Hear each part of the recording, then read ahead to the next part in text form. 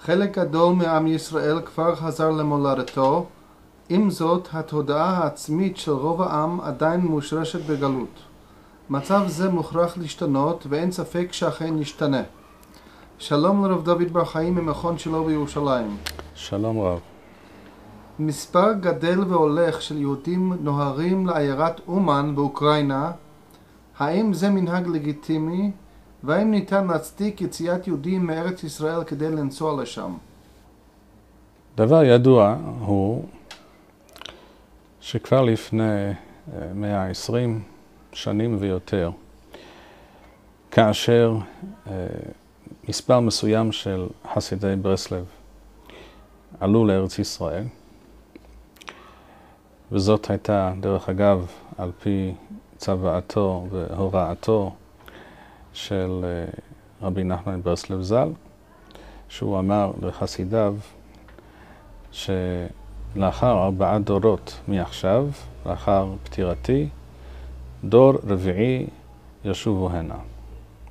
דור רביעי ישוב הנה. זאת אומרת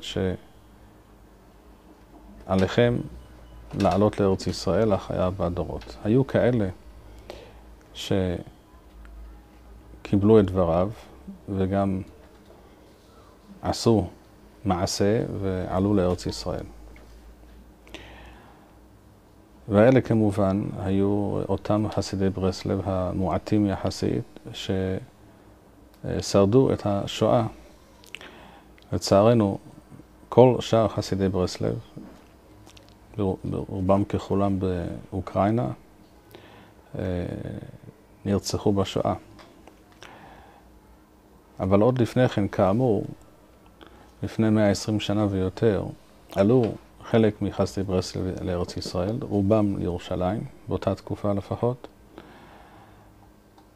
והתמקמו בשכונת מאה שערים, ולכן יש שם היום את המרכז הידוע של ברסלב ברחוב מאה שערים. והיו ביניהם תלמידי חכמים גדולים מבין אותם עולים. וידוע שהיה מוסכם על רובם ככולם לפחות, שמי שעלינו לארץ ישראל, אין יותר מקום לנסוע לאומן, לאוקראינה, לחוץ לארץ, לראש השנה. למרות שעד אותם ימים הם היו נוהגים כך בכל שנה, באדיקות, בדבקות, אבל היה ברור להם שרבי נחמן ברסלב לא התכוון שיהודי יעזוב את ארץ ישראל וייסע לחוץ לארץ, לאוקראינה, לבלות שם את החג באדמה טמאה ליד קברו. גם ידוע דרך אגב שלמרות שהיה ברור להם שכך היא האמת, חלקם לא עמדו בניסיון הזה, משום שחלקם היה להם קשר נפשי עמוק לנסיעה הזו, לעצם ההימצאות שם באומן פעם בשנה, ולמרות שאמרו שזה לא צריך להיות כך, הם בכל זאת נסעו. והיו כאלה שבאמת עמדו על הדבר ולא נסעו יותר לחוץ לארץ. קודם כל כדאי לדעת את העובדות ואת הדברים הללו. ובאמת, כל בר דעת מבין, אמור להבין, שלא עלה על דעת איש לנסוע לשום קבר של שום צדיק בחוץ לארץ. דהיינו, לצאת מארץ ישראל, לצאת מהארץ, לנסוע לחוץ לארץ כדי לבקר בקבר כלשהו. יש תשובה ידועה של הרב קוק ז"ל בספר משפט כהן, סימן קנ"ז. שם הוא מאיר הערה בקשר והתייחס למה שכתוב בספר שדה חמד, שמותר לצאת מארץ ישראל לחוץ לארץ כדי לבקר בקברי צדיקים, ועל כך משיב הרב קוק שהדבר מאוד תמוה ומסופק בעיניו, והוא נוטה לחשוב ולומר שאין הדבר כך, שאין היתר כזה. וכמובן הוא גם מוסיף שמי שמחפש קברי צדיקים, יש ברוך השם פה בארץ ישראל קברי צדיקים לרוב, ואין צורך לנסוע לשום מקום. גם זה מוכיח דרך אגב, שבין היתר מכאן ניתן ללמוד שהרב קוק סבר שאין לנסוע לאומן בראש השנה. כלומר לצאת מארץ ישראל לפחות, ולנסוע לשם בשביל ראש השנה. אין ספק שניתן להבין את ההיגיון בדבריו של רבי נחמן מברסלב, זיכרונו לברכה, כאשר הוא אמר לחסידיו שבכל שנה עליכם לבוא כאן לקברי באומן, להתאסף יחדיו ולהתפלל וכו', להתחזק. אפשר בהחלט להבין את ההוראה הזו באותם הימים, באותו מצב, כי ברור שהתאספות שכזו ביום קדוש כזה היה עשוי והיה אמור לאחד את החסידים, לגרום לליכוד השורות וחיזוק התנועה או תחושת השייכות בין החסידים. ובהחלט אפשר להבין זאת, למרות שאפשר גם להקשות על כך. דהיינו, האם זה נכון שהאדם יעזוב את אשתו, את משפחתו בחג, וייסע למרחקים וכו'. ויש כמובן להוסיף על כך קושיות כהנה וכהנה, אבל אנחנו באנו עכשיו לקצר ולא להאריך. כל פנים, ברור לכל בר דעת שרבי נחמן מברסלב לא התכוון שכאשר יהודים, חסידיו ואחרים, יזכו לעלות לארץ ישראל מהגולה, שישובו לגולה פעם בשנה כדי להתפלל ליד קברו. הדבר הזה הוא פשוט זועק לשמיים, הוא מטורף, פשוט רעיון מטורף שאינו יסוד בתורת משה. לא רק, והדבר הוא מוזר לא רק לאלה שנוסעים מהארץ לחוץ לארץ, שיש בזה עניין בפני עצמו, יש איסור יציאה מארץ ישראל לחוץ לארץ, לדעת חלק מהפוסקים לפחות, אפילו לביקור סתמי, ללא מטרה חשובה או מוצדקת כגון פרנסה וכיוצא בזה. אבל מעבר לכך, גם עצם הרעיון שיש עניין רוחני, ואפשר לומר לדעת אלה שסוברים כך, קיומי, שיהודי יימצא באומן, דווקא באומן, בארץ רוויית דם יהודי. וכידוע שרבי נחמן מברסלב הוא עצמו ביקש להיקבר שם באומן, משום ששם במקום ההוא, באומן, היו כבר קבורים שם רבים, יהודים רבים שנרצחו על קידוש השם בעבר, והוא ביקש להיקבר לידם. כלומר, ללכת לבקר במקום הזה, מקום של שואה ורצח והרס וחורבן, לפרנס את הגויים שברובם הגדול בלי ספק, גם אז וגם היום, אנטישמים ידועים, להפוך את זה כביכול לעיקר גדול בתורה, לדבר שיהרג, כמעט יהרג ואל יעבור, כל זה מנוגד לתורה בתכלית. וכל הרעיון שזה כבר לאו דווקא קשור לנושא של נסיעה לאומן, אלא בכלל לרעיונות הכלליים של חסידות ברסלב, ובפרט חלק מהחסידים בחסידות הזו.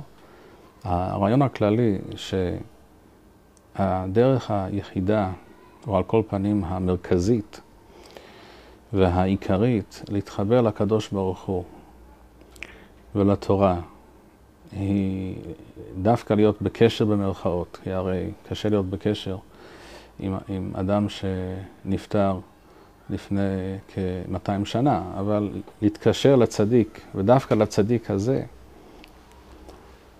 כאילו אין צדיקים אחרים, לא היו לפניו ולא היו אחריו, ואם הם היו אז הם איכשהו משום מה תפלים לצדיק הזה. הרעיון הזה הוא בהחלט זר וגם מוזר לכל אדם חושב שמבין את יסודות היהדות, ואז יש בזה אפילו דמיון מסוים לנצרות, שגם משיח השקר שלהם אמר על עצמו שאין אדם מגיע אל האב, דהיינו אל הקדוש ברוך הוא, אלא דרכי. אלה רעיונות מסוכנים, בעייתיים, בלי ספק, ויש למחות על כך ויש להעיר על כך. למרות שידוע לי שרבים הם הרבנים שחושבים בדיוק כפי שאני מתבטא כעת, אבל משום מה, לפעמים מפחד, אינם מוכנים לומר את הדברים הללו בצורה ברורה. יש גם להעיר בנוסף, וזה לא דרך אגב, שהנסיעה הזו של 10,000 יהודים לאומן בראש השנה, מהארץ וגם ממקומות אחרים, העניין הזה הוא בהחלט בימינו עניין מסחרי לכל דבר. מדובר פה במיליונים, אם לא יותר מכך, שמתגלגלים, ויש רבים שמתפרנסים אך ורק מהדבר הזה. וזה מספק להם את כל צורכיהם לכל השנה, וברווח. וברור שיש כאן אינטרסים כלכליים, ואנשים אלה מתנגדים כמובן לכל מי שידבר נגד התופעה הזו. יש להכיר בעובדה הזו, שאין מדובר אך ורק בעניין רוחני, יש פה גם פן כלכלי ברור, לפחות לאנשים מסוימים שעוסקים בדבר הזה והפכו אותו למשהו המוני. מעבר לכך, יש להוסיף ולומר שידוע לי שיש יהודים שטוענים ששם באומן אני מצליח להתחבר, להתלהב, והרוחניות שם היא חזקה מאוד, ואילו בבית הכנסת פה בארץ ישראל, או במקומות אחרים, קשה לי, ואני לא מרגיש התרוממות רוח, וכו'. אני מבין שיש אמת מסוימת, אולי יותר מאשר מסוימת בדברים הללו, אבל יש לדעת שזאת לא הדרך, וזהו לא הפתרון. קודם כל, יש לדעת שהרבה אנשים נוסעים לאומן בימינו, משום שבעצם זו מבחינתם סוג של בריחה מן המציאות. בריחה מן המציאות שכביכול מאושרת על ידי התורה, יש לזה כביכול גושפנקה של תורה, של הלכה, אבל האמת היא לא כזו, אין גושפנקה כזו ואין אישור שכזה. זוהי בריחה מן המציאות. יש הרבה אנשים שבכלל כל החיבור שלהם לתורה, לקדוש ברוך הוא, מתחיל ומסתיים בנסיעה הזו ובדברים אחרים שקשורים לכך, וזה הפך אצלם ליסוד ועיקר ביהדות. וכל זה בריחה מן המציאות. ברור שאפשר להתלהב כאשר נמצאים במקום מיוחד, מקום זר, עם הרבה אנשים ששרים בקול וכו'. זה ברור שאפשר תמיד למצוא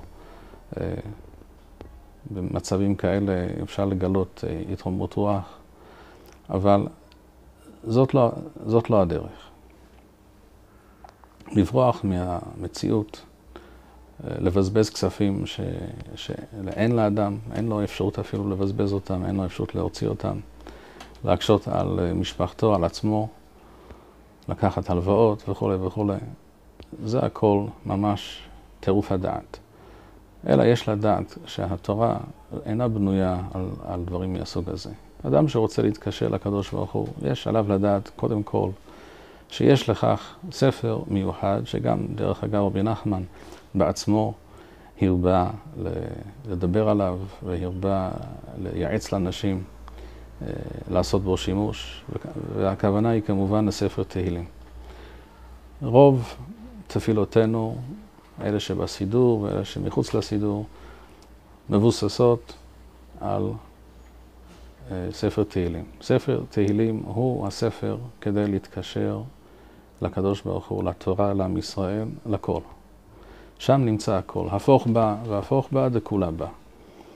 כמובן שצריך לא רק לקרוא, לא רק לשמוע את המילים, אלא גם לעיין ולהבין, להעמיק, ובשביל כך יש ספרים רבים, פירושים רבים, כל אחד לפי עניינו, לפי דרכו, לפי מדרגתו, יוכל להבין בכל שפה שהוא מבין ושומע. אדם יוכל להתקשר וחייב להתקשר לספר הזה, וזו הדרך הבטוחה, הידועה, המנוסה והבדוקה של עם ישראל בכל הדורות, לזעוק אל השם, להתחבר לקדוש ברוך הוא, וזאת אפשר לעשות לבד, ואפשר לעשות את זה עם חברים, אפשר לעשות את זה ברוב עם, כל אחד לפי מה שימצא לנכון. אין מקום להשתדל להחליף את הדרך הזו הידועה, הכבושה לרבים, לעם ישראל מאז ומעולם, בהמצאות מוזרות מהסוג הזה. כמו לנסוע לחוץ לארץ, לדווקא למקום הזה, ודווקא לארץ הזו, ודווקא ביום הזה, כל אלה מושגים מאוד רחוקים, מאוד מסוכנים. הם מובילים לסוג של שיבוש הדעת ועיבוד העשתונות והשכל הישר. וכל זה, לכן, כל זה מנוגד לתורה.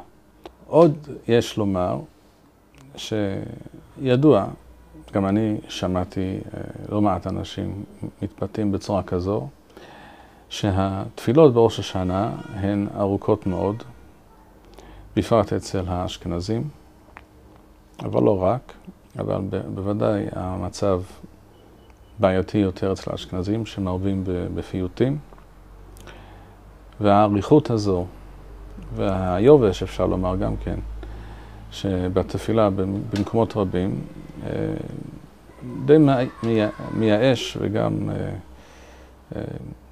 מעיק לאנשים רבים. וניתן בהחלט להבין את האמירות הללו, יש בהן מן האמת. גם כאן העצה הייעוצה היא לשוב לאיתן התורה. זאת אומרת, לשוב למקורות.